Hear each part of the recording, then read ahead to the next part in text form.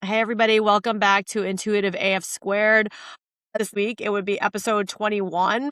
Mr. Sparrow Hall and I actually just decided a couple days ago to just come like off the cuff and do this. I'm so glad he's here. I think you are now going to be like a regular contributor to Thank you, the Renee. That's podcast. awesome. I'm psyched. Sparrow Hall is the author of The Invisible Eye. You can get it at sparrowhall.com or on Amazon, but we are just here to talk about everything spiritual, kooky, and intuitive. Yes. And just to start off right now, you're in upstate New York at your upstate New York home, right? I'm in upstate New York. Yeah, I grew up in Western New York, and I've always been connected to New York State and all of the sort of like back hidden parts of the state that no one ever visits. I'm right now, I'm in Columbia County, up northern Columbia County, not far from Hudson. People are probably familiar with that area, but yeah, it's like a spiritual recharging place for me. I first kind of settled up here after living in the city for a very long time. And I was down in Dutchess County, lower down in the Hudson Valley, always been about the Hudson Valley. It's just a great energy. And if you know anything, I know that we were going to talk a little bit about like UFOs and aliens and all that stuff. Hudson Valley is notorious for that. And it's actually, and you mentioned the book, a lot of the book is actually featured in these sort of hidden corners of upstate New York, and Pine Bush being one of them. I mean, some people know, I've heard that name before. It's like the UFO capital of the US, if not the world. Wow. Yeah, apparently, like, there's been so much written up about it, and there's been so many people that have been interviewed from the area that have told stories about going out to see UFOs. It was not like you would kind of hope to see some lights in the sky. People would bring out folding chairs and set up like they were getting ready for a parade because it was so consistently appearing, all of this phenomena, whatever, ships appearing in the sky, crazy stuff. Wow. And in fact, it's like when I saw Close Encounters of the Third Kind, I don't know if you remember this scene where there's like a bunch of people literally on like the side of a mountain, like in folding chairs, like waiting for the UFOs to come flying through, and they do. It's like, I was like, that sounds a lot like the stories that I heard about Pine Bush back in the day. And so yeah, it's a very interesting part of the world. I definitely feel like I'm recharged every time I'm here. I don't know if it has to do with like the energy in the earth or the geological, oh my gosh, whatever. It's probably all of it. I mean, I just had a client in here and he grew up in upstate New York, and I want to say, it's funny we're talking about upstate New York because I want to say maybe 2 or 3 clients over the last week, upstate New York keeps coming up, like in sessions and about where somebody lived or someone wants to go visit on their next vacation. I have to bring attention really quick to the kooky, crazy energy that's going on today, because out of nowhere today, we got like crazy storms here and like just out of nowhere. Did you have like, we're having one, like the rain's back again, like causing flooding, but I see in your background, is it like raining there or it was raining. It's definitely wet here. And it was like, it literally got so dark in the house that I was like, I'm going to turn on a bunch of lights to do this podcast. Like, luckily right now, it's just the windows are sort of the open and we're just getting some natural light. But like, yeah, the storms have been crazy. And there's the energy in the storms just kind of whip up certain, I don't know what it is. There's just sort of electricity in the air and energy in the air. And like, it's just I know. And did you see, like, before we started, right when we hopped on, before we hit record, all of a sudden there was like a flash of lightning. And then of all of the things that went off in here, that was my ring light. Nothing else went off. Yeah, nothing went off. My ring light went off. And you just turned your ring light back on, right? Yes. Yes. How weird that's is that? What's weird. It's like, okay, if it's something knocks out the power and everything goes down and you have to like put the lever up down in the basement, I get it. But if it's like one light that you literally have to click on and off, there's something else going on. Like there was a moment where in 2012, I've had weird light stuff happening all my life. I would never like bring it up with anybody. They're going to think I'm crazy, but like lights going on and off. And I was like, this one year, 2012, around the time that I started working on the book, I was having the weirdest light stuff happening in my house where I would mention, like, you know how we just like, before nobody saw this while we were like getting ready for the podcast, we were talking about like, why don't we talk a little bit about the tarot? I really think we Mhm. should talk about, and it was like light off. And it Did was like, did it okay, happen? It happened right when yes. that Right when I was like, and so, so part of me is a little bit like, wait a minute, is that a yes or is a that I was no? just gonna say that. I'm like, wait, is that a yes or is that a no? That's so funny. Oh my gosh. So you did a lot of writing of the book in that house, right? Yeah, I did a lot. Yeah, I did a lot. And I've been up here since about 2017, and I started the book in 2011, 2012. So I was in Poughkeepsie before that. So definitely consistent Hudson Valley upstate Like energy the whole time. Poughkeepsie's got some weird energy, But yeah, right? And there was some yeah, weird, scary horror movie that was made in the last couple of years in Poughkeepsie, and I don't know yeah. if it's called No, the Poughkeepsie tapes. yes. Yeah, yeah, So yeah. my kids, who probably shouldn't even be watching that, were like, my son was like, oh, he's like, I would never go to that town, and my daughter went to go look at the school. What school's up there? Not Sacred Heart. What's the other one that's up Vassar. there?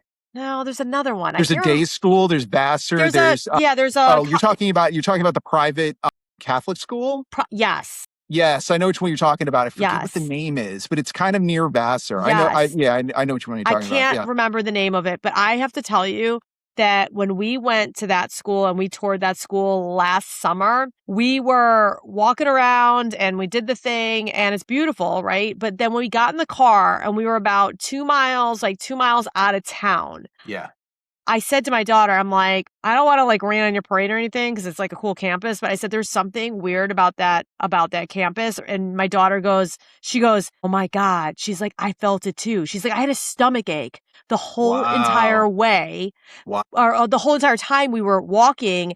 And so she's like, I'm not going to that school. So it's really funny that we're talking about this, about like just weird energy in upstate New York, because that just the vibe there was so creepy. And then my Yeah, son, when he knew we were up there, he's like, oh yeah, he's like that crazy movie was about Poughkeepsie. He's like, I'm never going there. that's so wild. You should. Okay, so you know about like Edgar Casey, right? Like Hmm. like these sort of psychic seers in history. There is and his name is escaping me right now.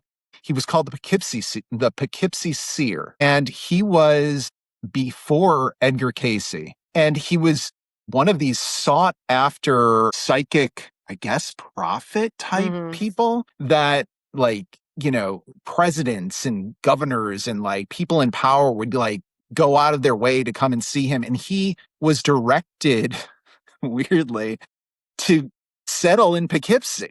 It's like, this is where you need to be. So I don't know what everything is shadow and light. Everything is good and bad. From your stories that I'm hearing and like stories that I've heard, I think it's just one of those places where there's an amplification of the Hmm. two, Because then you also have things like Poughkeepsie is an amazing city. Like I lived there for probably about 10 years. I loved it.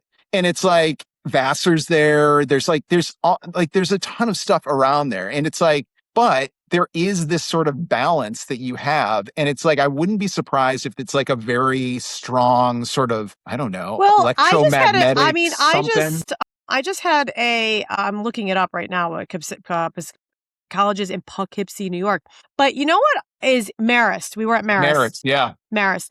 But if you really think about it on the East Coast and definitely, like in this area, up in the Boston area, like there were a lot of like wars and things and all sorts of crazy stuff that went on here. Dude. So I'm not surprised that there's a lot of this like spiritual kooky energy around here. Yeah, when you're in upstate New York, and it's great that you're talking about this. This is so much about intuition because it's a little bit like, it's not like ghost huntery, but it's like you really can feel your way through these different places in upstate New York. Like one of the cities that people love, I think Kingston is great, right? But Kingston has given me a different energy than a lot of people might be getting. I am getting sort of a weird, like, got burnt down in the American Revolution and something kind of stayed and is not psyched. Like there's sort of a weird energy that every Well, time I'm there. And so it's like, and I can just feel it. It's like you were talking about, it's like you feel it in your gut. Something's going on here. I don't know what it is. And it's like, there are certain towns that you like. Okay, so when at Pine Bush, I like got one of my friends to come with. I was like, we got to go to Pine Bush and find out like what's the deal. Like, I want to go to the bridge that doesn't stay painted. There's a bridge that peels all the time, like just for no reason. They like treat it. They Really? literally rebuilt the bridge because there was no way to like care for it. Just weird things, right? I was like, yo, we got to go to Pine Bush. It's probably going to be freaky. We get to Pine Bush. It's awesome. It's so cute. It's like a total like hang out, have brunch kind of time, but also weirdly like a UFO capital. So you never know what you're going to get. But like when you're in upstate New York, anywhere you go, you're going to be able to kind of feel your way through like, is this the energy that is attracting me or pushing me back? And just like find the thing that grooves with you, because some people are going to be vibing with one energy and another person's going to vibe with it a completely Right. different way. It's so subjective, you Mhm. know? So it's like you just never know. But consistently New York has energy vibes to it that also kind of makes it fun because you never know what you're going to get, you know? I love the East Coast. Like, I love it around here. Like, I could never see myself moving back to Chicago or even, I don't know, like, if I'm going to have another house somewhere, it's just going to be like, where I go hang out for a couple months somewhere else. But I actually love being rooted here in the Yeah. energy of this area. I don't know why. Yeah. I just love it. It's Yeah. just Yeah. exciting and it's so diverse. I mean, there's diverse people. The culture's diverse. You can go anywhere, be anywhere within a few hours to have experiences, on, weekend vacation or like, I mean, it's like Boston's 3 hours. You can be in DC in 3 hours. You can like get on a boat and go on a cruise. There's multiple, there's mountains, there's oceans, there's like everything around here. Like I Everything. love it here. I love It is. It's so diverse in every single way. And it's probably like the place that you are a person who is so in touch with energies and you deal with energies all day long. Like I actually can't even imagine like how you kind of stay energized yourself. It must be exhausting to do that. I think you probably needed to have that place that you felt really connected to, rooted in, and like that you can just like recharge, give me 5 minutes, let me go on a walk. You know what I mean? It's like, if that's the place for you, I that's like the perfect That's spot. actually funny that you say that because I never really thought about it, but I do find so much solace when I'm at by the ocean and I take my little Florida trips or I'm Yes. in the Yeah. mountains or whatever.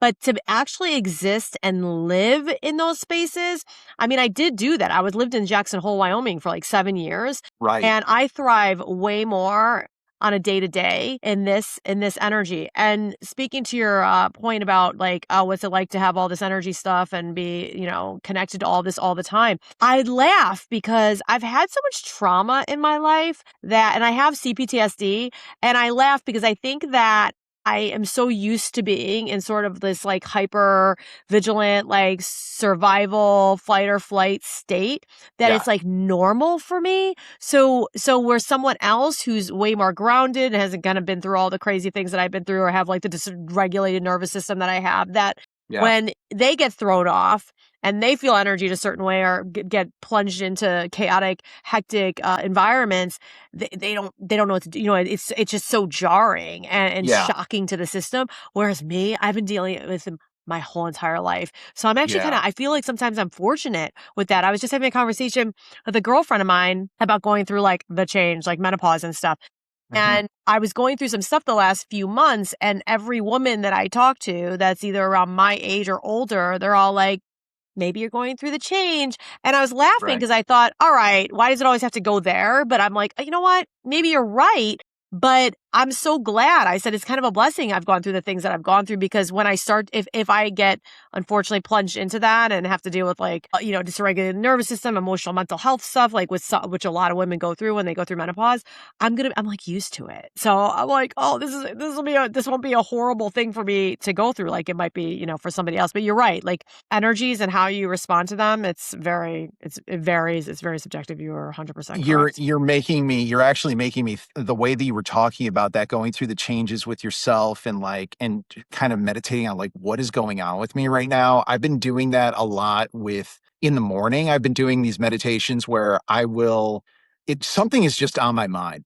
It's coming to me and I'm having a feeling about something. It might be feeling vulnerable about something or feeling suddenly very clear about something. And I have been lately, so I have this sort of like I do stretches in the morning and stuff like that. But then I was just like, I really want to I want to like get with the cards in the morning. Like it's like and it's just like this is what's on my mind. I don't know what I'm trying to get. It's like it's literally just like a little bit like a friend or somebody, just like a sounding board. This is what is on my mind, and I'm feeling compelled to just like pull a card to kind of see like what this is about. Or I might pull a few different cards. Like if it's something that has to do with a timeline, I might have to pull like a past, present, and future. And just having those cards out, it kind of gets me feeling like I'm getting a little bit clearer on what it is that I'm thinking about, what I'm going through, what this emotion is, what this feeling is. And part of me is like, is that really the card doing it? Or is it the card is giving me the space or almost the permission to kind of like think deeper about it? Well, I can give you a little bit of insight on that. Please. The card is the medium in which you're choosing to use to get connected to spirit. Lovingly, in my last blog, my blog post I put up a couple days ago, it's Gus. Talking to Gus, God, universe, spirit. So Right. essentially, you're using the cards as a way to have a physical, human, like, right, material evidence of a message that you're getting through spirit. So when I'm pulling cards, whether it be for myself, I don't pull them that often for myself. When I'm like in the like valley of life in the dark and the shadow and I need the universe to kick me over the head, I'll definitely pull my cards. But when I first started getting into cards, I did exactly what you do in the morning. And that's Okay. exactly what you're supposed to be doing. And that's how I guide all my clients and students to how to start utilizing cards. So essentially, how do you pull your cards? Do you shuffle them and just kind of hover I and sometimes like, yeah, I sometimes like I smush them all around on the table. It's very fun. I like went to like one of my tarot teachers, I went to one of her like salons and everybody was doing their cards and I was like kind of the newbie and I took the deck and I did like smush them all over the table and people were like, oh my God. I was like, I'm just feeling the energy out. I gotta mix it up. So I do a little bit of that and then I shuffle the cards a bit too. And yeah, I think I like address the cards with like I like need to say it out loud So to the card. so Like, let this me is grab what my this is cards. about. I'm gonna grab a Yeah. stack of cards here. Okay, so I'm gonna grab the tarot because that's what we were gonna sit and chit chat about and get, Yeah. just kind of talk about it. And I'm sure anybody Yeah. who's listening will be like fascinated about it.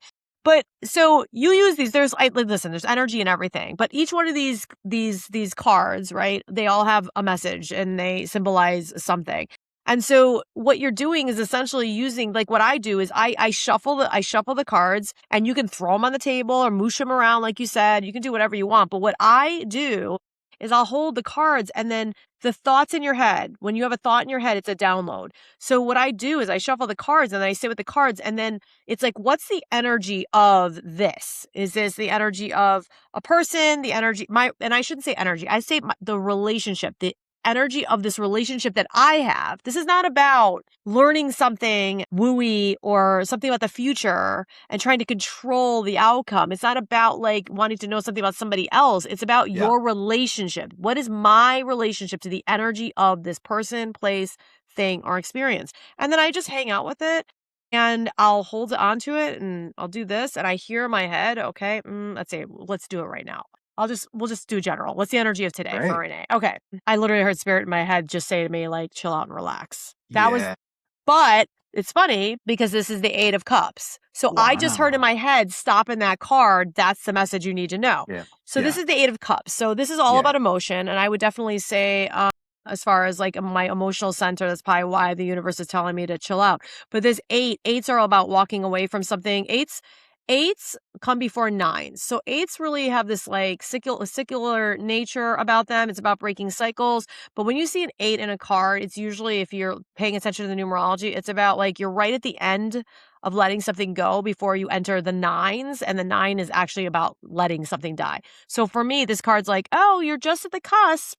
You're just at the cusp. You're Interesting. getting there. You're Yeah. almost there to be able to close the door on something. So spirit just told me, like the universe, right, is in my head Mhm. and told me, pull that card. That's what you need to know, right? Your Yeah. energy of your relationship to the energy of today, because that's what I asked for. I also like Yeah. this too, because it's like, I also see walking away, but I feel like the sun, like Yep. what I hear in my head sunset is not the sun setting, but the sun actually rising, that I'm Right. walking towards something Right. rising. Walking towards something. Yeah. So where the books come in is if the universe says that's the card that's the card that you're supposed to pull, I always let my intuitive mind go with the card first, like what's kind of dumping in, what's my thought about the card. So if you're pulling your card in the morning, jot down some words, jot down some phrases, like whatever the heck is coming to you about the energy of that card. Do that first. And then go to the book and go to I the Eight love that of you're going to the Cups. book right now, because I didn't even realize that that was a thing that you were allowed to do as I was starting to I was learn the just gonna say tarot. that. And it's like so helpful. And also finding sometimes, like I've found a couple tarot people, experts online that are just like a resource that I can just go in and I can search the card. And it is just so helpful to like, what you did first was like really important. Like this sort of like, be with the card, see it. What's speaking to you? The image of the person. Are they walking away? Or are they walking towards the sun? All those things.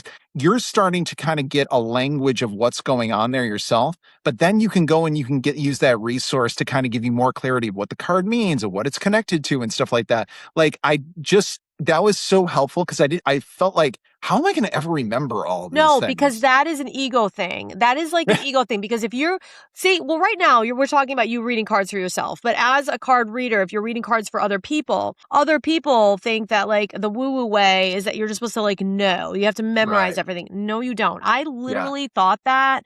And I heard this voice that downloaded in my head that was like, use the book. Don't listen to other people. It's okay to use the book. Like nobody's like not going to take your insight or whatever it is that you're communicating less serious because you use the book. And if they do, they're not your people, right? Like, so what was I going to say about the book you had said? What did you say? You said you're happy you saw the book and you were talking about that I was side of happy that it. I was able, that you're allowed to use it. I didn't even Oh my realize that you were like gosh. allowed to use it as like a guide. I know what I wanted to say. Yeah. Because here's the thing. Why do you use the book? Because listen, I could pull this card for myself. I could pull this card for you. I could pull this card for 3 other people throughout the rest of the day. But this meaning of the card is going to be different for each one of our experiences and what the energy is and why we're pulling it. So I think that readers can sometimes project their own energy into readings, which sometimes I think can be harmful. So I think it's nice to have the book, because I'm going to give you my insight. But if you're sitting across from me and you don't really know me or don't trust me yet, or you haven't come to me 6 other times, so you know how I work, if I tell you what I'm seeing up here, but then I actually read the meaning out of the book, and there's the emergency alert. Oh my goodness. Okay. Oh, that's a tornado alert. That's weird. We never get those around here. Wow. That's The New Jersey interesting. tornado. I've never heard a tornado alert around here. Are you supposed to do something right now? mean, Like they say get you into are. a basement? Yeah, it is. Do you want to like, shall we pause and we can figure out We're what okay. the emergency? I mean, I think I'm okay. Intuition is telling me I'm okay, but I am going to text my son. Yes. Make sure you are safe right now. Tornado alert. I love this, how this is happening in real time on the podcast. Tornado alert. See if Came you can find a through. storm shelter. Call me if there's a problem. Oh, he just gives me a thumbs up. This is my like, nothing shakes this child. He's just like, whatever, mom, it's fine. Oh, yeah, Everything will be No, fine. that's the age. Yeah. It's And just you know what's thumbs great? up. You're worrying too much. It's all, He is actually home. So he's probably in the corner of the basement where his bedroom is, and that would be the safest place to be. And then my daughter's at work, so I'm sure they have protocols at work. About the cards. So if I give you my intuitive take on the card, and then I read after I'm done, I do my intuitive take first, there is a 99.9% chance, at least in my world, and if you come work with me, that the meaning of the card in the book is going to be pretty spot on in direct connect of what I've said. So I think that using the book is a good thing, because people who create these decks, because you could have a tarot deck, but I've got like 5 tarot decks on my desk right now. Each one has different imagery in it, right? There's suits and numerology and archetype cards, but each deck of cards was created by some amazing human being, right? With a certain kind of intention in mind.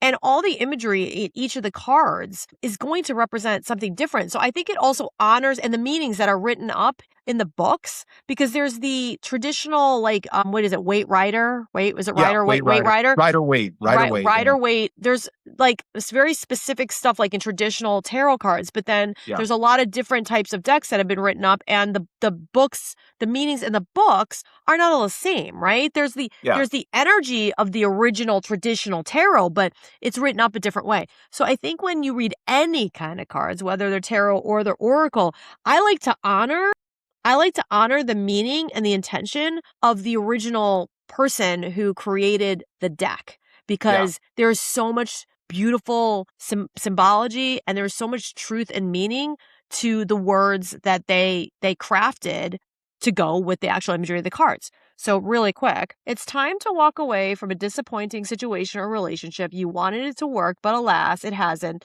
The only option is to move on with your life. So I have to think about that because I'm in the middle of a podcast, but there probably is something in my life right now, Sure. some Yeah. energy of something that is not serving me and I need to like and stop letting it create discomfort or you know what? I know what it is. I'm not going to say it right now. We'll talk about it after we're done with the podcast, but I know what it Right. is. You know It what it is is. oh my god. At first when I read it I'm like, "What is that?" I'm like, "I don't know what that Yeah. is." But I know exactly what it is, but I can't talk about it on the podcast. That's okay. out of someone else's privacy, I will tell you about it afterwards, but I know exactly what it is. But so does that make sense? Like, It so does. so I'm actually the timing of this is very appropriate. And so now I'm like the universe, I'm like, "Oh, what do you want me to know?" The universe has now told me like the energy of this and I'm like, "All right, I get it. I understand what you're saying." So when this specific maybe situation comes up in my life, or maybe it's not directly with a person, like I'm going to have contact with a person, but maybe in 12 hours or 24 hours, I'm going to get triggered by somebody. Now I have the memory of like, spirit, you pulled a card, let it go, move on. Does that make sense? That makes a lot of sense. You were talking about how each of the creators of the cards have a different sort of take on them, and they're sort of using different symbols and things like that. Have you seen the exhibit at the Morgan Library yet? Yeah. So I was going to ask you about that. No, I have not. And I actually was Oh my talking to God. somebody about it this morning. So tell me about that. Yeah, so it's incredible. It's like, I don't know, since medieval, it's like medieval and onward, like when Hmm. they first started working with these cards. I'm trying to remember where the cards were actually how they were developed, but apparently they were like a card game first. And then they were being used in sort of readings and things like that. I don't know where it sort of transitioned into tarot card reading rather than this tarot game that they had. But the different styles of the cards, like the way that things are represented. So everybody knows sort of the Rider Waite deck. It's like if you were to see that, if you were like to go do a search, you would be like, oh yeah, that's like the quintessential tarot card. It's interesting. One thing about the Rider Waite deck is no one really knows why the designer chose those symbols specifically for her interpretation of the card. And Hmm. you might say that for each interpreter in like different designs, like what was causing them to bring these very specific sort of symbols into the cards, because all of these cards over the years are different. Like I thought they were just going to be sort of a reinterpretation of like the world card or and they're like, some of them are even called something different. And they show in, they have this amazing video thing too, as well, of like how they made the cards. Hmm. Like, it's like 7 layers of colors and gold leaf, and, like, this was not some kinda throwaway thing. This is, like, some thick, like, object, each card, right? And, yeah, they've been around forever, and it was just wild to see all of the artwork and all the symbology, and then, like, also, like, the video, things that they had about, like, how it shows up in our culture, the way it's been in movies and TV shows and things like that. It was just I thought it was just it really sort of it just honored, what the tarot is all about, and Hmm. I thought it was just like it was really nice too to see everybody that was there, because you would think that it would just be a very specific group of people that were, like, just really into the tarot. Those people were there. I was one of them, but, like, you definitely got the sense that people are curious about tarot. There are people there that are just interested in it, are not deep into it, but are drawn to it. And I think that the exhibit works on that level too, that it speaks to us who are sort of more like interested in these like deep cuts of tarot, but like also it speaks to people that are just like coming to it for the first time. So it's I highly recommend it. It's an amazing space too. But yeah, and I just feel like right now I feel that people are more drawn to tarot now than ever. Like I'm definitely hearing about it more. I don't know if it's because I'm attuned to it, but it just feels like it's in our culture and there's sort of like people are allowing themselves to be curious about it, which I think is great. Like You know why? Because everything that we have been taught to believe and, being plugged into the matrix in terms of survival, safety, purpose, direction, all of that, all those structures are kind of crashing down around us. yes. Doesn't Yes. matter what color you are. It does not matter what religion you practice or spirituality practice. It does not matter if you are Republican or you are Mhm. Democrat. Like the veil is like being lifted. You know what I mean? Like Yes. we're seeing that all these structures and all these things that are that help direct us and help keep us safe. It's all a shroud, right? It Like is it's yeah, how much of out there is just it's just a is a mask. construct, is a It's a game, yep. is something that it's like a control mechanism. You are absolutely People are right. looking for truth.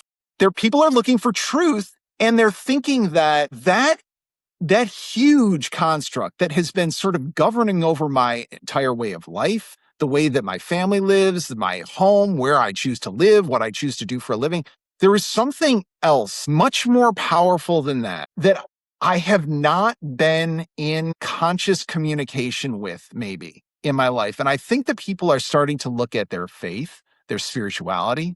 They're looking at things that have to do with energy. They're looking at stuff that has to do with their health and just kind of like these what they would say, maybe say like is our new signals are actually ancient signals that have been sort of pushed to the peripheries, right? I know that growing up as a kid in the 80s and 90s, it was like anything you heard around tarot or God forbid the word occult, which I only as know, an I hate adult that did word. I. Oh my God, when I was an adult and I finally learned what the word meant is hidden wisdom, Mhm. hidden But knowledge. it sounds yucky. Yes, It sounds yucky that's and branding. scary. That's branding for you. Make it sound terrifying and then nobody's going to touch it. But if you look at it as hidden wisdom, hidden knowledge, okay, what wisdom and what knowledge? And secondly, why was it hidden? Well, I am a truth seeker. And so and where there is toxicity in in religion, there is toxicity in the spiritual space as well. So I've had a lot of different experiences with teachers and whatnot. And so everything that I've learned over the years serves this purpose. But then there would be certain things about it where I'd be like, it's like there's a hierarchy, right? You're my leader. I'm down here. I'm your student, or you're my teacher, my student, whatever. And it's like whatever you're looking for safety and security in Mm, terms of like the way that you learn things.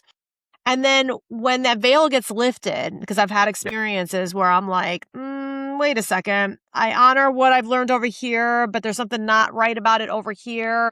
And then when you start asking questions and whatnot, and then it's like I had a couple of teachers like push back on me and not necessarily, I think, like the nicest way on those. Then you're like, wait a second, I believe in this stuff, but I need to dive a little bit deeper. And instead of looking outside of myself for whatever it is that I'm looking for, maybe I need to go within. So I think the problem is that, we always are looking to, it's like who is governing our where our movement is going, like our thoughts and what our beliefs and all of that. And instead of going to your priest and instead of going to your rabbi, instead of going to the governor or the president or whoever it is, right? Like, or even a teacher like a teacher, in your high school, like taking all your cues from somebody because they're a teacher or they're older, they're wiser, that they know everything, right? It's like instead of going outside of yourself for that, you have to go within. And with the tarot and all these cards and all these mediums and these tools, it's to help you go It's to help you go within and listen to yourself. These And mediums, trust yourself. yes, are to use and I have a question for you. I didn't ask you this to talk about this last time we were on, but I am going to bring it up today since we're talking about this.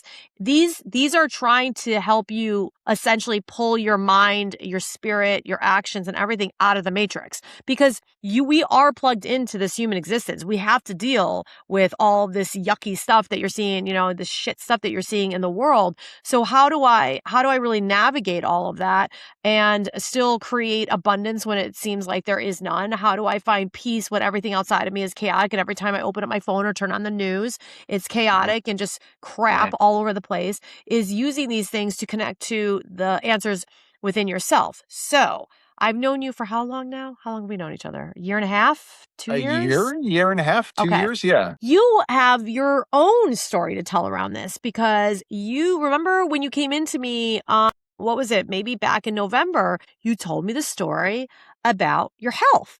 Yeah. And the way that you were sort of living your life, mindset, actions, or whatever, was really keeping your health at a space where you, like, I don't think you ever, I think what you told me is that you never really felt like you were ever really, really healthy. But then Right. you had to really go within and start to move with that energy and change the way you were thinking and take some leaps of faith and follow the little breadcrumbs that the universe Yeah. was placing before you, which led you ultimately to heal yourself Yeah. physically Yeah. by following those breadcrumbs. And you said you're like a whole different other person. Yeah, yeah, and props to modern medicine because, like, I'm all about energy and all of the ancient medicines, but, modern medicine, let's also get that in the Yes, and mix. but you Like, followed your intuition to yes, get you to the proper people who were in the world yes, of modern medicine. yes, I knew something was off. I knew I was meeting with the wrong doctors. I could feel that the energy was not right, but I knew that I needed to find modern medicine medical doctors to help me with what I was going through. And it was scary because it's like you're choosing to go on a quest for your health, basically a quest to survive. And you're also going on this quest while you feel things are like your health is your strength. It's like your strength is going. You're watching yourself like change. You're like I lost weight. I was seeing myself in the mirror and I was just like it's and you don't know what's going on and you think and I here's the thing with me is that I'm a little bit of like a know-it-all when it comes to like my energy and what's going on with me and it's about this and it's like believe me, I've got my share of growing up with anxiety and being bullied as a child and depression and all of these things. And so you add all that up, and then you have this physical thing that's manifesting, and you're like, oh, I know what that is because I'm Mr. Know It All about like energy and stuff. So that's really what that is it's me manifesting my trauma or my anxiety or my depression. And it's all sitting in my body and maybe it has to do with my pelvic floor or my core or whatever it is, and you have to like stop yourself for a second. It was actually, it was my dad who's like, you need to stop. You're not an expert on your body. There are experts, and you need to go find an expert to talk to you about this. And I did, and I found that there was something physiologically wrong with me and I had to get it corrected. And it was like, okay, after that, Did and you so wait, did you see any doctors prior to this? Did you I had, yeah, And and so they were what not, was the deal with the doctors? Because I think sometimes what happens too is if you go to one set of doctors, right? Like it's one size fits all. Like if you went to yeah, this doctor wasn't able to fix this, then how am I going to go to another doctor? And people tend to just like stay in their misery instead of getting second opinions. yeah, So what happened yeah. around like It's what doctors? Why did you stay with those doctors? What made you go to find new doctors? I think I stayed with those I stayed with those other doctors because for a couple of reasons. One thing is I have all my life I've been getting my results back, my blood work back and everything. And everything's good. There's a couple things that I need to work on and we tweak some things and everything is good. You know? So there's nothing that in me that's like, well, let me go digging for some stuff. So if you're getting this feedback, everything you're fine. You're good. Then I'm not going to think that it has anything to do with my body or my health. I'm going to think it has to do with my mind with my depression, my anxiety, any of these things. I'm going to put it and I'm going to write this whole story and I'm going to believe that story until I finally said to myself, that might not be the story. I need to see what the other story might be. Mhm. And the other story, when it's physical and you can see something in a scan and an x-ray, it's like, you feel so ridiculous. You're like, wow, I wrap my head up all up in something that I did not need to because this is what's going on and I need to help this. And I'll tell you something. After I did that, it was crazy. I So after I had this operation, I went home and I laid in bed for hours, eyes closed, relaxed, thinking. I was thinking for so long that I thought to myself, I have never thought this much in my life. And I can't believe I'm actually still interested in lying here with my eyes closed thinking. Mhm. I was thinking about everything. I was Mhm. thinking about everything that I had done, all the people in my life. And it was like all the people that I love and all the things that I want to do and all the people that I want to help and all these things. It Mhm. was like, what is going on with me right now? Like I had no idea, but it was something lifted. And afterward, too, I was like curious, like, okay, I've lived with anxiety and depression all my life. Mhm. I mean, they're always there. It's like a dull headache.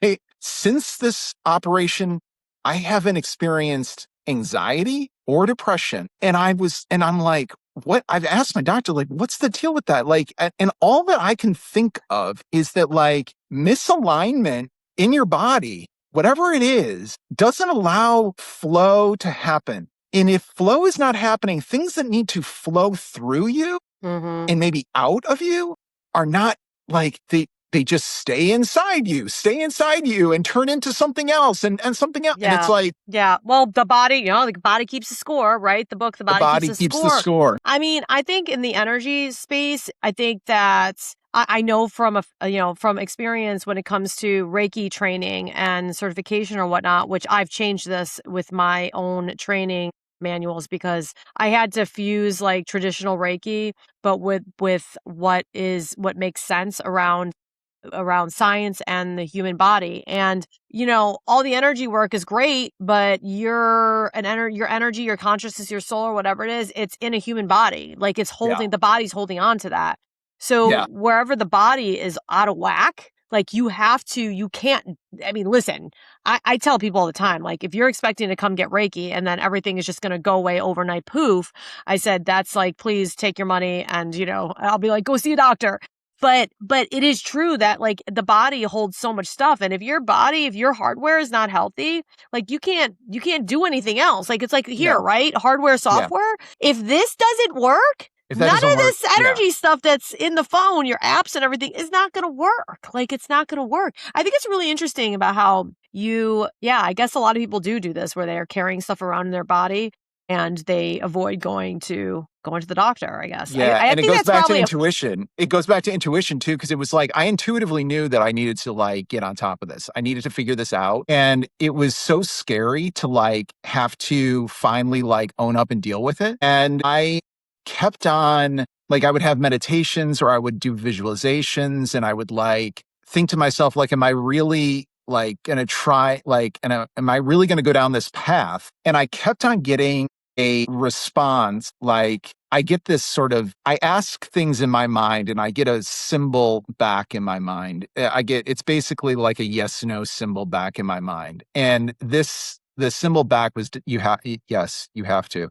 And I would run it through like all scenarios and it's like yes, you need to do this. And so it's that symbol I think is like a little extra push that I need. It's like I'm already hearing the intuition, but like I see But that in that's my what the mind as cards well. that's what the cards are for. And that's what the cards So are when as you're well. in that space where, like, for me, when my connection to, my spirit team or whatever you want to call it, when I ask a question, I know that, like, same thing, yes or no. Like whatever the immediate answer comes in is usually 99.9% chance that that's the answer I need to follow. But if I'm in a space where I'm in like this, shadow space of my season in my life and my ego is and my triggers and my inner wounded inner child is really like screaming out for attention or having a temper tantrum, that's when I reach for my cards, Yeah. because the cards will always give me the energy of that situation, the energy of Very that clear, question, very clean. and Yep. give me more context to what is going on, so that I can help be like, okay, is this really yes, or is this really a no? So now in my life,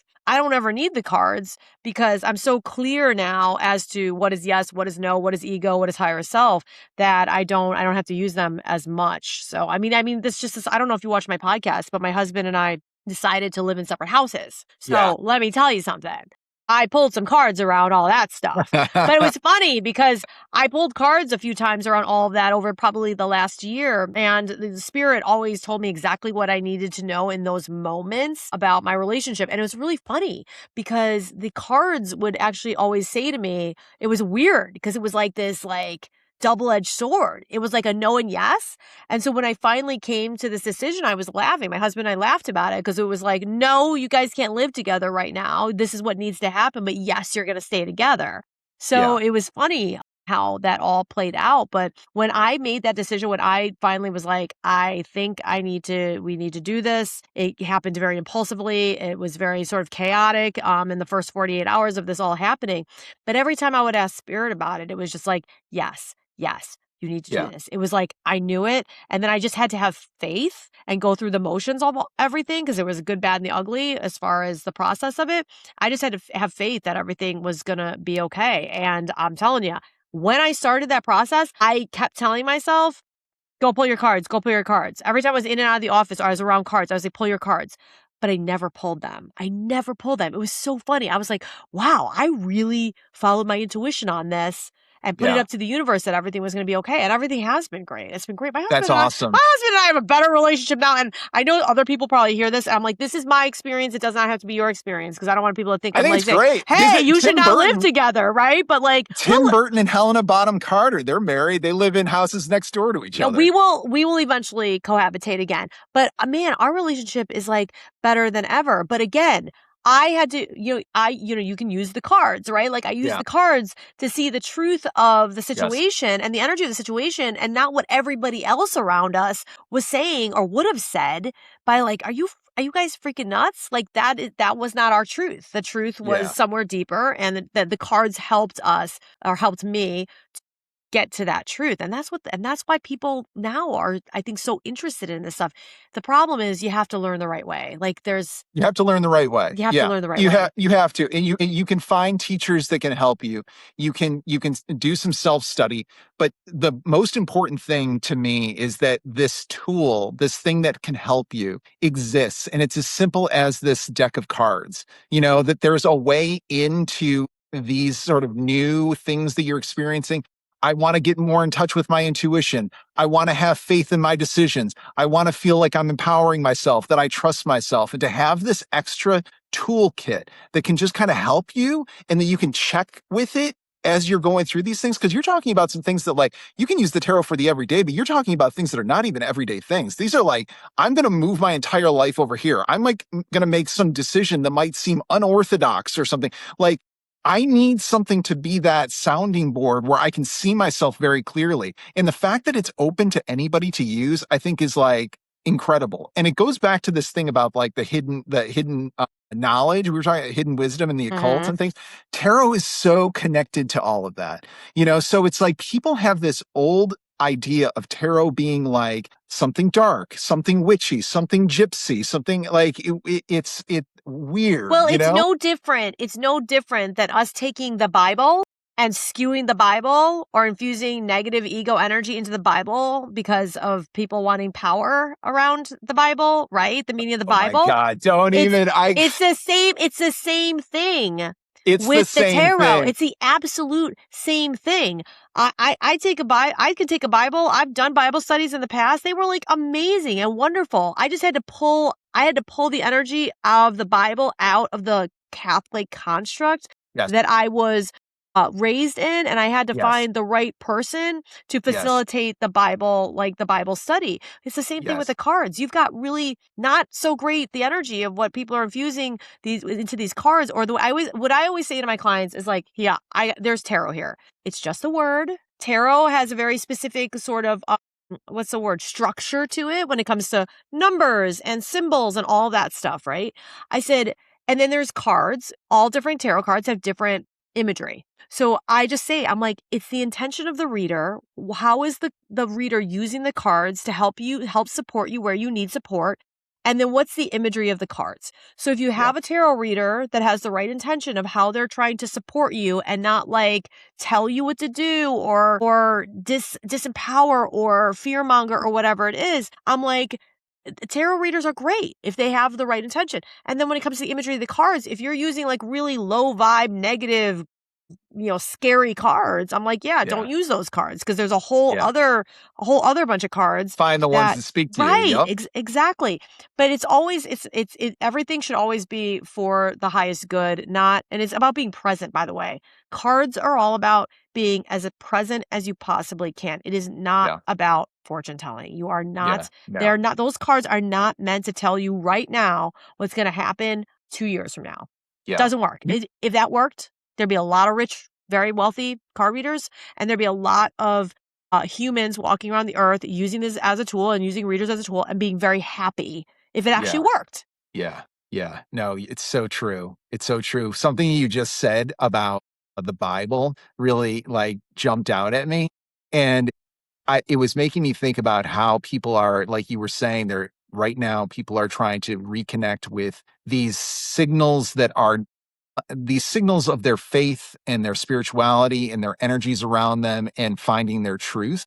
And I think that a lot of people who are very connected to their faith, their religion, and the books connected to them, which are really sort of ways for them to interpret what their beliefs are also allowed to take a fresh look at these books and the stories that are so close to them and take a fresh look and see what is resonating with you and where you want to. You were talking about Bible study, but I think that's a great thing to be able to study. What is this book about? What is this about? I know, like right now, I'm going, and it kind of it definitely ties to the book, is that I'm looking deeply into Gnostics.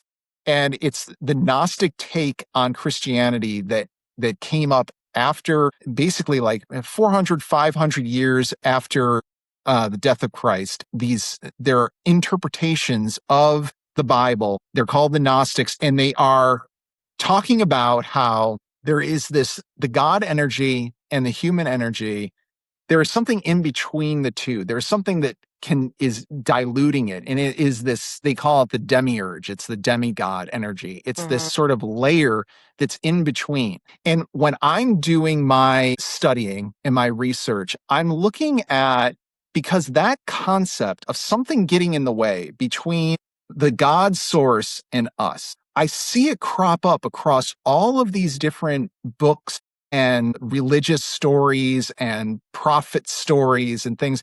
And a lot of it has to do with the paranormal, and it's very strange narratives taking place that seem like something is having an effect on sort of the matrix of humankind and Mhm. is maybe wishing to be considered the God force, but is not actually a God force, is actually something, who knows what it is something a little bit higher in dimension than us, over one dimension, who knows what it is, that is having some influence on us. And that some of these stories throughout history that have really sort of created the way that we interpret our different religions and faiths and things like that may be misinterpretations of things that were experienced, and what that thing was that was actually in touch with them may not have been some divine, clear source, but something else that was masquerading as that. That's something that I am sort of studying right now, and something that I'm looking at through the book and the series that I'm creating. I sent you a text message when I went to go see Disclosure Day. Did you Yes, end up seeing Disclosure I Day? haven't seen it yet. You have to I have to see it. go Okay. and see Disclosure Day. I am Yeah. not going to give away anything Okay. about Disclosure Day, but I was literally, it starts out a little slow, but it gets moving. You just got to like go with it. But by the end of that movie, I was probably the last 20 minutes of that movie, I was like in full on tears. Like full on tears. I cannot tell you what it's about. It's obviously all connected with humans and So it moved you UFOs and though that aliens, yeah. but you want to talk about truth? You want to talk about what humans are capable of on all sides? How humans keep truth shrouded? You have to see this movie. I care. What was your response? Because you were kind of like, what was your response to that when I brought that up? Because I was like, dude, I know you're into that stuff. I'm like, you have to go see Disclosure Day. No, I'm you know what is I'm most curious about Disclosure Day is the timing of it. And my gut tells me that Steven Spielberg, Know something that we don't. yeah, is part of conversations that other people are not.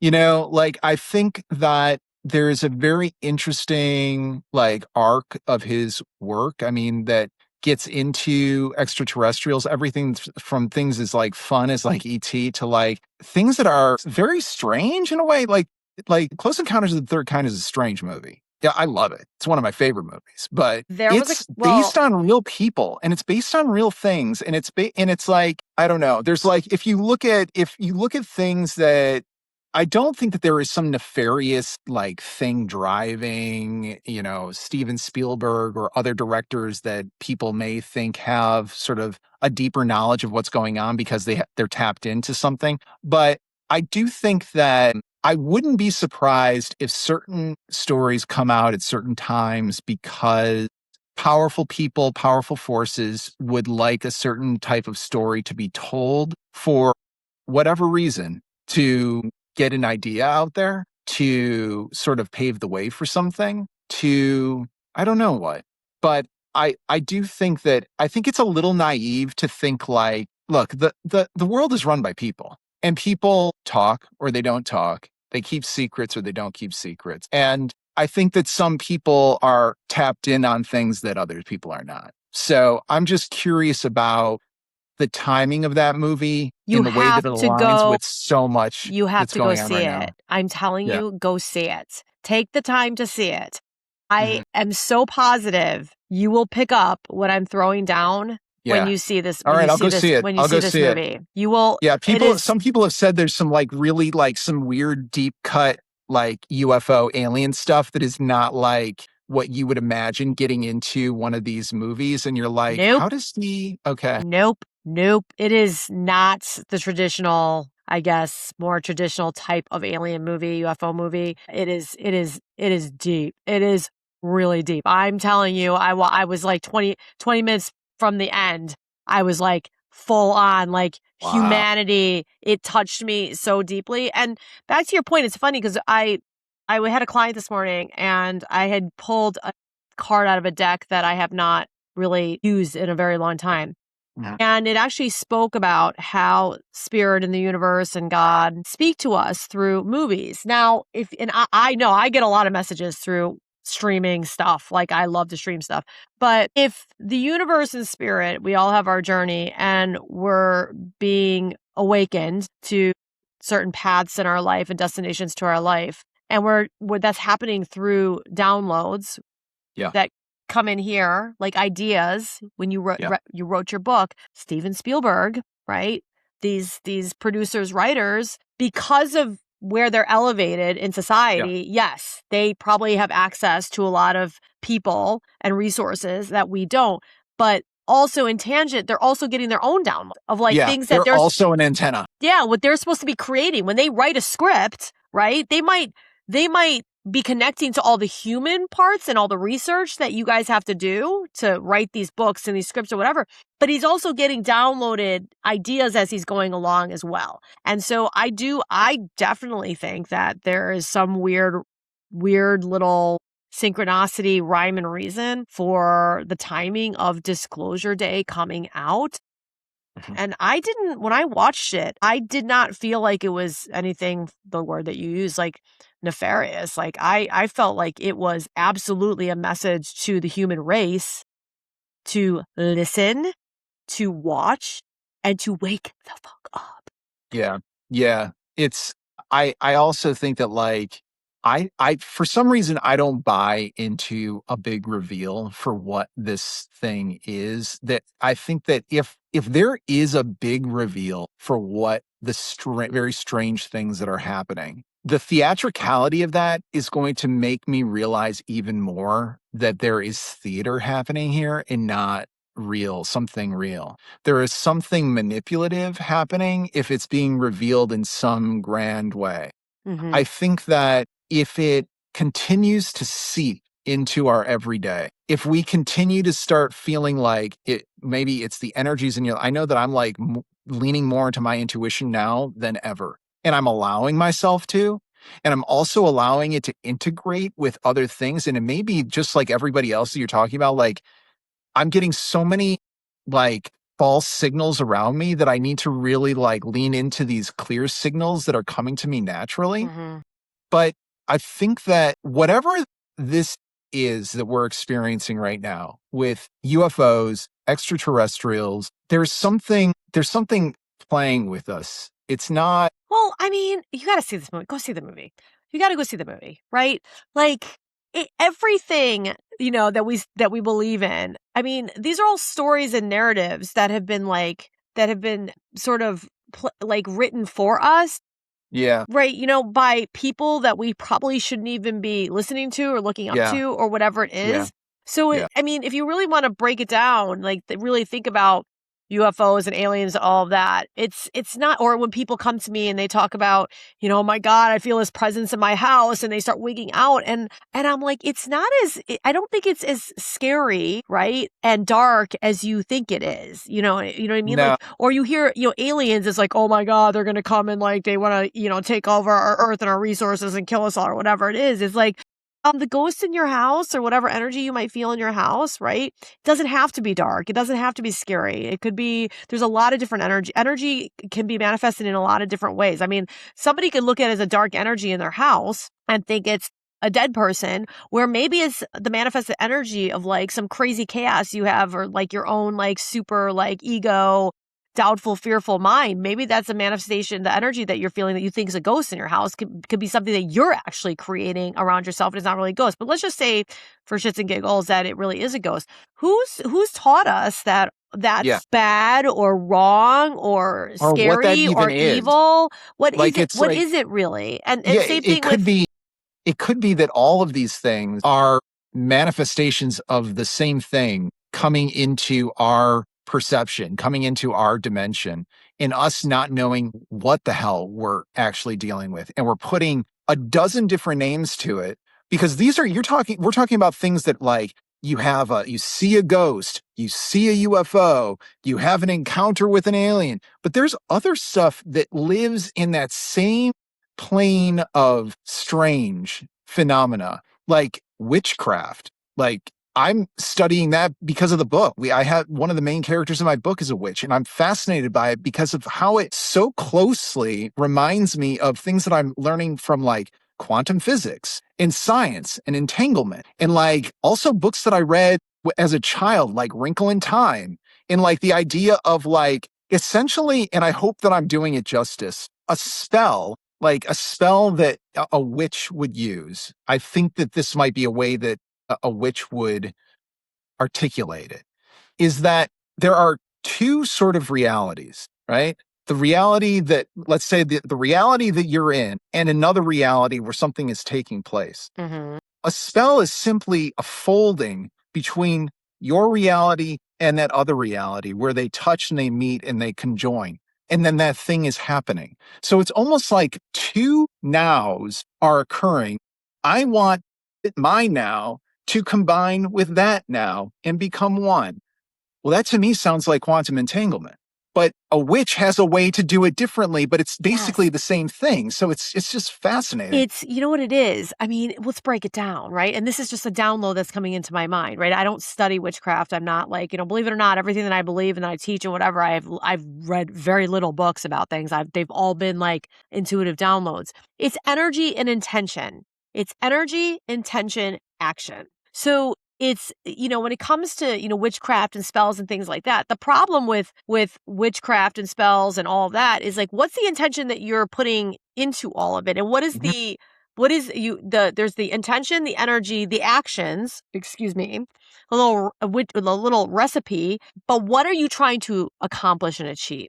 So if the intention, right, because everything's weaved in intention, if the energy and intention is of higher self and high vibe or whatever it is, and you're not trying to control somebody else or like control an outcome, and you're just kind of putting an energy to the world, that's like not a bad thing. Like that's good. That's great magic. Like there's so much amazing magic I feel like I've created in my life, and I've not even, I've not done spells. It's just like combining my thoughts with my actions, intuition, all of that. But then there's the Which witchcraft might and be a this. spell. I Which mean, might I be a mean, spell. I mean, we think of it exactly. as this like Eye of Newt situation, but what you just said there It's might in itself energy, be a intention, spell. action. That's it. Yes. Like we're creating this, we're co-creating with the universe, our reality every day. And that in itself you could deem as magic. But when we get into all the more wooey stuff and the scary stuff is because people will use energy, intention, action for the wrong things. I mean, I had all these young girls and guys that would come into me in the store when I had the store, and they'd be like putting these spells together because, let's just say like I had this young lady that worked for me and she's really sweet or whatever, but she had like a very bad experience like with a friend or a guy or whatever. So she's like, I need this candle, I need this, and because I'm going to do this spell. And I'm like, well, what are you doing the spell? What's this spell for? And essentially she's like, well, they did me wrong and I just kind of want to make sure that they feel something the way that I felt. I said, girl, I was like, that is not a good idea. Like, it is not, who are you, right? Like, let that person, whatever that person created in their intentions and their actions, their energy around you, that's their, for lack of a better term, karma. And when you live out of a low vibe energy, law of attraction, that's what you're going to attract in your life. Your ego is telling you that you want that to happen to them now. Like Yes. whatever equal Yeah. energy response you want in their life, you want that to feel it now. So now you're putting that ego, fear, energy back out to them. You're like no better than the other person. Like you got to like No. go heal, deal with yourself. Let the universe, they have their own journey. Let the universe and God or whatever it is, like let them figure out in their own divine timing. And so it's like even people who use like spells and candles and crystals and flowers or whatever, and the moon or whatever it is, if you're putting out an intention to control something or to control somebody or control an outcome or whatever it is, that's kind of, to be honest with you, I mean, it's fine if you do that. It's all part of your journey, whatever effect you're going to have or whatever outcome is going to be. But at the end of the day, that's like more of that's like a low vibe energy. That's not really like It in is, your and best it's interest. adding an energy, it's adding a frequency. Like somebody, if they have a belief that something was done to them, so a frequency was made, a bad frequency was made, and it was pointed at them, and it was added to the universe, and they were a target, and they got hit. And so the idea is, well, since people have the power to do this, I am going to take my power, and I'm going to push a frequency at you to do this. The thing is that frequency that was aimed at you and the frequency that you aimed at that other person are now in the universe and need to dissipate. And the way that comes back to you, now you've added yourself into the mix where something is coming back to you because of what you added. You added something in, something returns. It's not a very healing energy because No, it's like not. if you really, I know people don't like to hear this, but I do feel that everything that happens, there is a bigger purpose for it. And maybe you don't know what it is in the moment when you're hurting and you're in a lot of pain and you're struggling, but there is something to grow from. There's something to learn from once we can sort of like move through it and process it and do what us humans need to do with that kind of stuff. But like, yeah, if a frequency that got thrown at you, that was part of your journey. I know, again, somebody might listen and be like, oh, I don't believe in that. And that's like bullshit because it feels very shamey or like you don't have control over anything. But like, I think the most amazing things the most amazing experiences and those places of true peace and abundance and joy in our life. If you ask anyone who is sitting in that sort of energy and you ask them like, well, where did that come from? They're going to tell you a story about something really horrible that happened to them or some frequency that thrown at them. And they're not going to tell you that they rose out of it because they threw a frequency back. They're going to talk about how they took that frequency and they grounded it and they learned from it. And they kept it here instead of having this like vindictive, resentful, revenge type of energy, because that's essentially what it is. Like, something bad happened to you and maybe you're like, the kids call it hexing. They're like, oh, it's a hex. Like I'm gonna hex somebody or whatever. I'm like, Well, That's a lot of ego to put in the mix. To think that you have the power to put a hex on somebody or put an evil spell on somebody, you're forgetting something very big, and that's the universe. There is a huge energy that surrounds you, and all the things that you and your ego think that you have the power to do. You're going to confuse yourself, I think, if you think that you are going to add yourself in and have some profound effect above and beyond the universe. The universe will straighten you out. So it's like the I think if you want to see a positive way of manifestation, maybe you could even call it a spell, whatever you want to call it, mhm, is the allowing the universe to come in, you know? Sometimes the things that like jar us is the universe showing up when we didn't expect it. Maybe we didn't hope for it to show up that way, whatever, but there's an equilibrium. There's this homeostasis that the universe is finding by bringing that to you. And that can also be really great things too. You know, it's like there's a lot of talk around manifestation and manifesting these things in abundance and things like that. I think that that is absolutely true, that there are all of these energies that can be allowed into you, but you also don't know how they're coming. You have to just open yourself up to things. Sometimes when things are not coming in, it's because you're closing yourself down. You're doing it often subconsciously. I do it. I mhm. know I do it. I talk to the cards about it. And it's like, what are some of the things? Like I'll do a spread where it's like, what is something that you're keeping closed? What is something that you need to open? What is the thing that you would like to welcome? And it's like, I see that and I'm like, yeah, that's closed. How is anything coming in with that like that? So it's the universe and manifestation. It's ready to come in. It's ready to flow into you. It's ready to rain down on you, whatever it is. It's ready to come in, but you have to clear yourself in order for it to arrive, Yeah, all of this witchcraft, all this magic spell stuff, a lot of, the Santeria. What which I else? What don't know a else? lot about. And I'm not versed in all of this, but there's a lot of stuff out there that is very like, I'm gonna throw something at somebody for like for a negative, in a negative energy. It's not something that's positive. It's kind of like, it's like I think that what one theme is screaming very loudly right now across the globe is justice. Like, Yes. how is justice being Yeah. served in Yeah. so many spaces? What does that look like?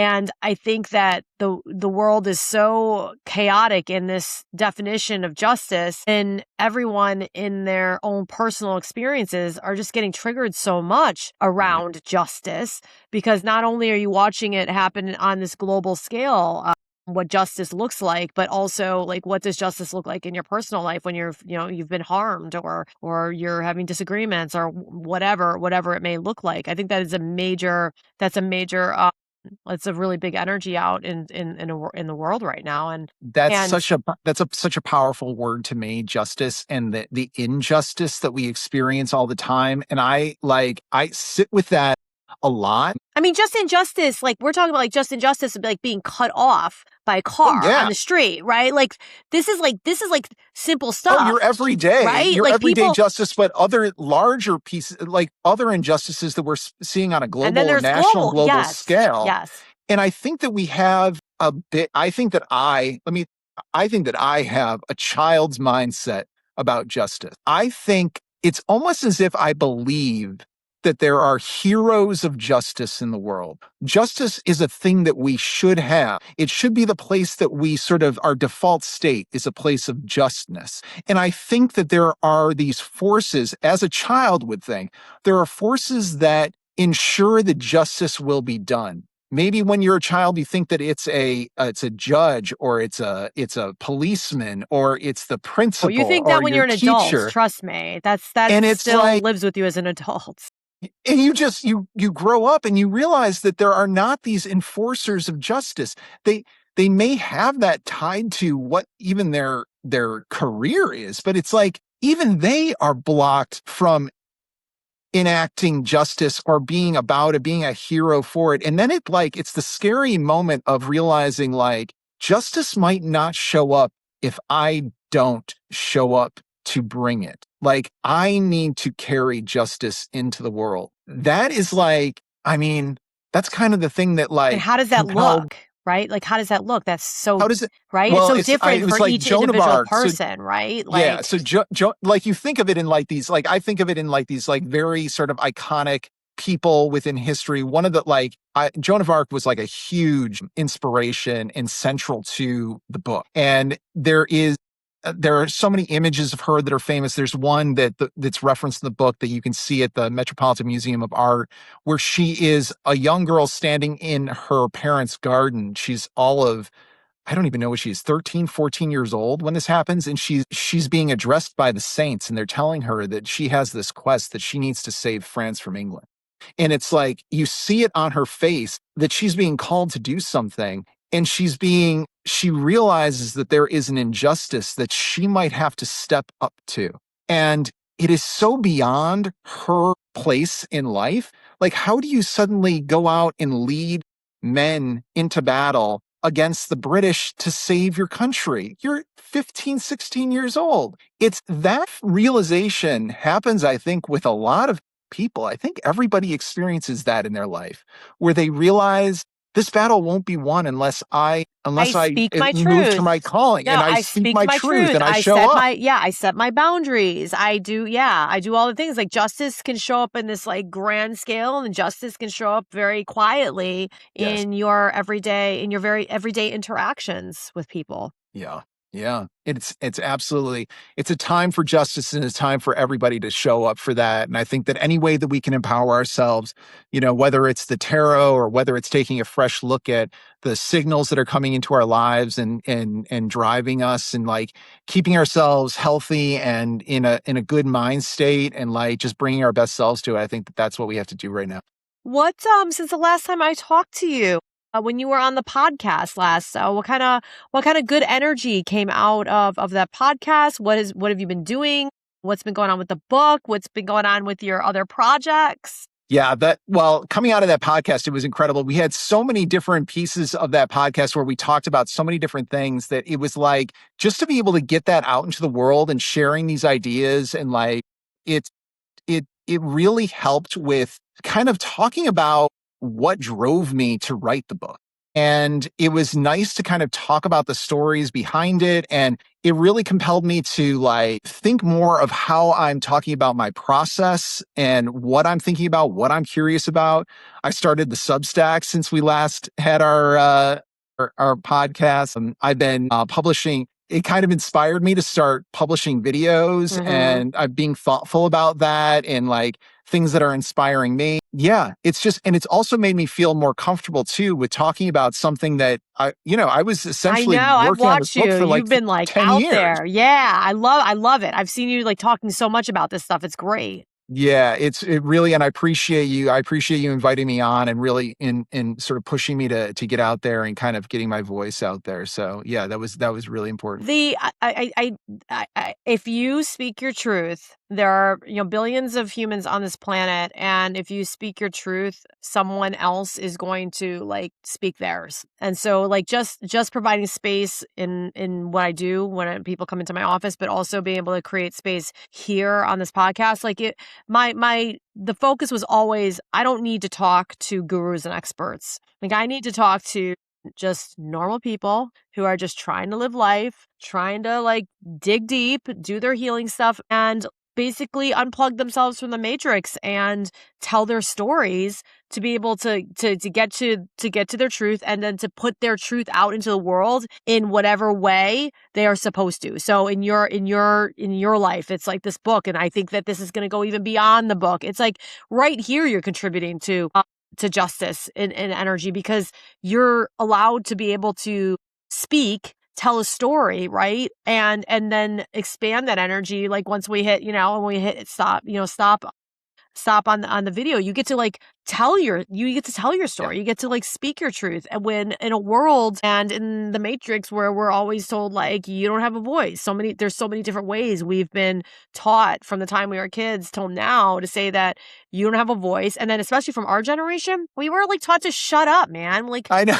Yeah, it right? was Like, just like deal with it. Yeah, like all of these topics were sort of they were a bit off limits, and and so I think that we just need to have these forums, these podcasts, having your podcast where we can get on and we can talk about these things, other people that are showing up for these topics, and like giving people a space to just speak freely, and to also just to be curious and to wonder, and to allow in like new information and the way that we process what we're going through. It's just like it's really what we need right now. So, just to end this, what would you say now that you're pulling your cards, what would you say you could kind of share with us about something that was very more higher self driven, and sort of like where you saw the evidence of leaning into the energy of that specific message in that card? And then also, what happens when maybe you get a card and the universe is like,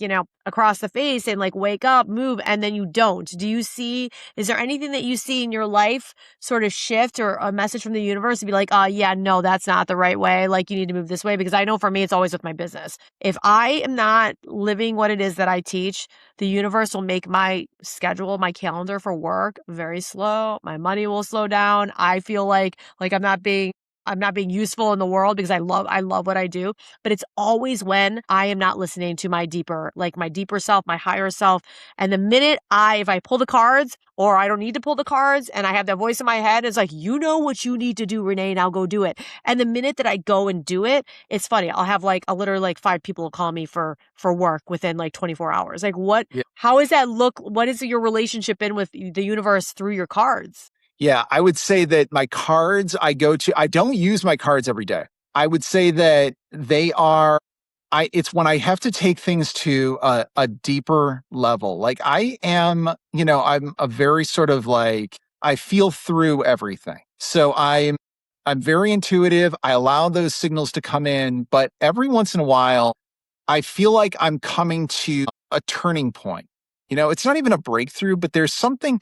I just feel that I need some extra clarity, and I will pull the cards out. And pulling the cards out is like, to this day, there's something a little scary about pulling the cards out, only in that how clear the cards are. Like, I'm going to be shown something very clearly. Are you ready to see it? Yeah, but then you have to do something with it, which And is then really you have like, to do something yeah, about it. Then you then have you to have to do do something about something. it. And I wonder if that's one of the reasons why I don't pull cards all the time, because I know that the follow through is so important, that it's like, I'm ready. When I pull the cards out, I'm ready to see it, hear it, and also know or feel what I must do now to kind of answer that. So when you don't answer it, have you yet gotten to the point where you see the universe answer you in a way to be like, not in a shamey way, but being like, hey, we need to wake you up a little bit here. So you either there's something gets pulled away from you, or you feel like a feeling in your body or whatever. But then when you like finally like say, all right, I got to do this. And then you do it, and then something shifts and you see the evidence of that in real time, of like, okay, I listened, we're co-creating, I listened, I got your message. And the universe is like, they're clapping and congratulating, and you see something shift in your life. Yeah, like, yeah, I'll have a read. It'll come up in my cards, and it'll be about you need to. I'll go to the cards thinking that it's going to give me an action. It's going to give me something that is happening or is coming, or something that I'm letting go of. And then I'll come to the cards and I'll see that the cards are telling me that I need to prepare for something. I need to prepare. I need to get ready. I need to get organized. I need to Mm-hmm. plan. Mm-hmm. And when I see those things, it's like, oh my God, you're asking for a lot of work. And then I don't know if I'm ready to like do that yet. It's like, I don't know if I want to sit down and plan this all out now. I want to be more in the flow of something. And so I'll be like, I'll plan it eventually. Let me just flow for now. And like, what I will see cropping up in my life is like, it's like speed bumps, or it's just sort of like, it's like things are just not You're uncomfortable. moving. They're not, it's like, it's not flowing. I'm wishing that there were flow. And I would think like, well, it should just flow from one thing to the next. But this is what you really need to do, is you need to get conscious about what you're trying to do. And that you need to take a little bit of time for that. and I can be very impatient. And so I think that like I sometimes like don't want I'm very good at planning, but it's also like takes a lot of work, you know? Mhm. And so it's like once I do that, it reveals something bigger of what I'm wanting, what my purpose for this thing is, like it makes me clear. And then I'm like, that's why I needed to plan. Mhm. You know, it wasn't just to do homework. It was because I needed to kind of get myself ready for something that is meant to Yeah, it sucks meet when me. they tell you that you have to like the energy of the cards, like what's the energy of this thing right now? And that thing doesn't necessarily have to do with this very specific moment. It might be like 3 Yeah. hours from now or 6 hours from now, but our human mind, it's like we want it now. Tell me Yeah. now. You want me Or to do you this want thing it right to be now? about one What? specific subject, Right. and it's like not at all about that subject. Right. That's revealing. When it's not, when you sit down, you're like, I think it's going to be this subject, and it's not. There's something is being revealed to you there. Like you want it to be this subject, but if you don't look at this and get with this for a moment, you're not going to move on to that subject. And it's like, oh, okay, there's other things to be considered here. Like I have some work to do. Well, since we're talking about cards, when clients come into me and we do cards, it's like, and I always do cards in my Reiki sessions, but I always say, I said, if you came to me specifically, like spirit guided you to this office, specifically to me, when it comes to the cards and the energy, we're doing energy work and we need to shift energy and cleanse energy or whatever. People usually come in and they got 1, 2, 3, 4 things all going on at the same time. And I always say that there's one thing in those 4, whatever it is, 4 relationships, it could be work, it could be a relationship, it could be, your parenting, whatever. There's usually one thing that the universe wants you to bring attention to because that energy of that right now is seeping into everything else. So you might Interesting. Yeah. think that you're coming Yeah. in to see me for this thing over here, or maybe you're trying to figure out how to fix all of it at the same time. But when I work with people and the cards and the messages that come up, it's usually telling you, this is what is on your, I don't know, like on your little journey map right now. Yeah. It's on your plate. This is the specific thing that you must bring attention to right now in Yeah. order to shift the energy of everything else. Yeah. And Yeah. I would say that most people know when I say it or when it comes with the cards, they can confirm it and be like, yeah, I already knew that. However, a lot of times they'll come in and be like, yeah, I know that's what you were going to say, but I wanted it to be this thing over here. And that's what Right. happens with the cards. The cards bring attention away from your ego and it tells you what you need to hear, not what you want to hear. Yeah. And that's what the Yeah. cards are all about. So That's absolutely true. That is absolutely true. They will see you for what you are, and they will speak to you for the about what present you need to moment. for the present moment. Yeah, there is a thing that you have to go through, maybe endure, learn from in order to get you to the thing that you're so curious about Yes. 6 months from now or Yes. 5 years from now. Like Yeah. the cards are Yeah. It's about gonna. the Yeah. present energy, not the The present future energy and the energy. journey. No. Yeah. The And that's present hard. energy within the journey. It is hard.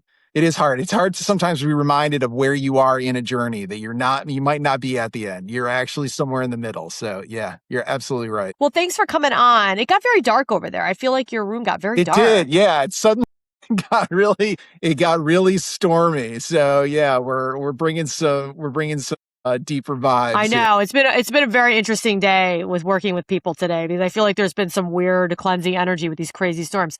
Do you have anything going on anytime soon? Anything that you want to like just put out into the universe and let anybody who's watching this know about anything that you're doing right now? Yeah, absolutely. Yeah. So I'm in the process of working on the second book in the series. And yeah, Yay! it's very exciting and mapping. The book is mapped out, and I'm starting to sort of look at all the different scenes and where the character arcs are going. And the book, so the first book, The Invisible Eye, which is out, is the first of 3 books, and so it's really nice to be as I'm kind of getting out there and talking about this first one to kind of get the second one underway and just kind of getting back to some of those characters that I love. So it's nice to So this is be fun. This is revisiting it. fun to have these conversations. It's probably a Oh little like yeah. character development Yeah, research oh, it type of totally stuff. is. It totally feeds into that. It's like, yeah, Anytime you have a question about anything, oh, I'm calling you. please let me know. Because I used to be like just a normal human being that just did normal stuff before I got into all of this stuff. And now I like channel, spirit and pull cards and do Yeah, all do all you're do all part the of the stuff. family. Oh my Yeah. gosh, yeah, if you ever have a question about that, let me know. But, All well, it was right. really nice, having you here, and I'm sure we will see you back here probably in the next several weeks, and All you right. can Thank you, I'm Renee. Thank you excited so to much. This is so You're much fun. welcome, excited to follow your journey with this book. It's gonna be very exciting. Thank you. And I'm excited to follow your journey with this Yeah, podcast. thank I'm you, we'll see loving what it. happens. All All right, right. we'll I'll see you talk to you soon. later. All right. Bye.